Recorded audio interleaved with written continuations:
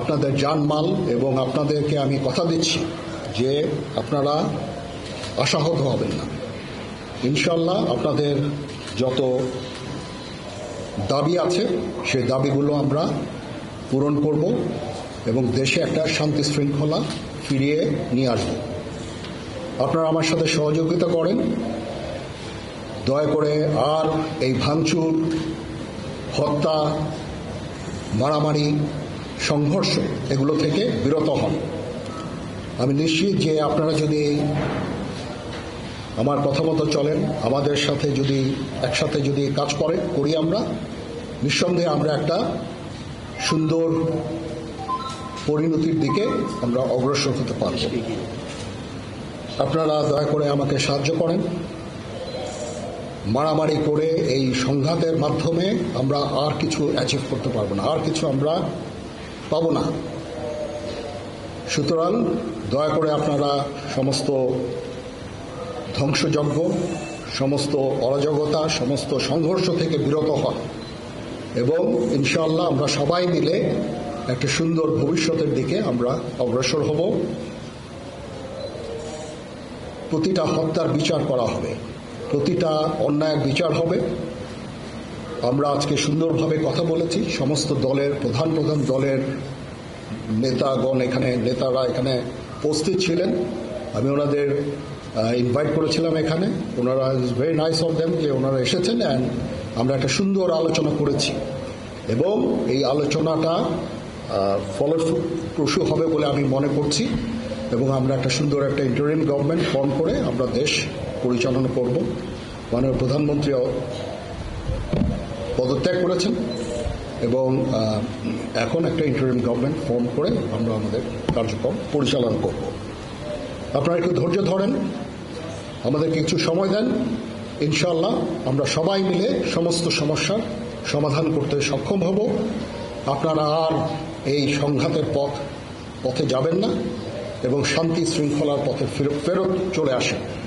আমাদের দেশের অনেক ক্ষতি হচ্ছে, অর্থ সম্পদের ক্ষতি হচ্ছে, জানের লোকজন মারা যাচ্ছে। তো এগুলো থেকে আপনারা বিরত হন এবং আমাদের সাহায্য করেন। আমি সমস্ত দায়িত্ব নিচ্ছি, আপনারা আমাকে সাহায্য করেন। সবাইকে ধন্যবাদ। আল্লাহ হাফেজ।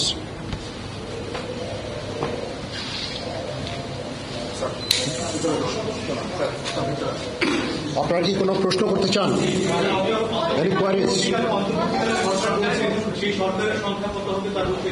এখনো এটা খুব আর্লি স্টেজ। আমরা যাব মহামান্য রাষ্ট্রপতির সাথে যে আলাপ আলোচনার মাধ্যমে এটা আমরা করব। আজকে এখানে জামাতের আমির ছিলেন, আমাদের বিএনপির শীর্ষস্থানীয় নেতৃবৃন্দ এখানে ছিলেন, জাতীয় পার্টির নেতৃস্থানীয় নেতৃবৃন্দ এখানে ছিলেন এবং সুশীল সমাজ এবং এখানে ডক্টর আসিফ নজরুল উনি নিজেও ছিলেন এখানে এবং উনি আমার সামনেই উনি সমস্ত ছাত্রদেরকে একটা সুন্দর বার্তাও দিয়েছেন এবং আমি আশা করি যে ছাত্ররা সেই বার্তা শুনে, ওনার কথা ওনাকে সবাই শ্রদ্ধা করে, ছাত্ররা শ্রদ্ধা করে, ওনার এই বার্তা শুনে তারা এই পরিস্থিতি নিয়ন্ত্রণে নিয়ে চলে আসবে এবং আমরা একটা সুন্দর একটা পরিস্থিতির দিকে আমরা এগিয়ে যাব ইনশাআল্লাহ। এখানে আওয়ামী লীগের কেউ ছিল না, আওয়ামী লীগের কেউ ছিল না। হ্যাঁ, আজকেই, বিকজ আমাদের এই সময় নাই। এটা একটা বিশেষ একটা পরিস্থিতি। আমরা আজকেই যে এই পরিস্থিতি এটা একটা আমরা একটা নিয়ন্ত্রণ নিয়ে আসবো।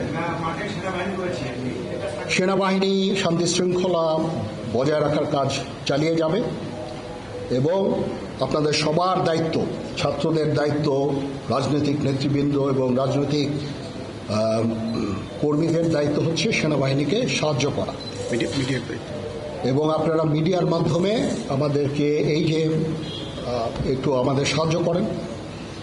সুতরাং আমরা তাহলে এই পরিস্থিতি নিয়ন্ত্রণ সহজেই নিয়ে আসতে পারব।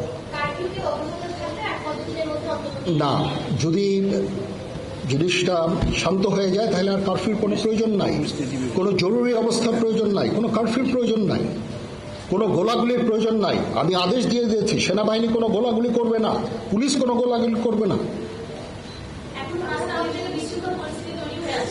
আমি আশা করছি যে আমার এই বক্তব্যের পরে পরিস্থিতি উন্নতি হবে, আমরা একটা সুন্দর পরিবেশের দিকে যাচ্ছি।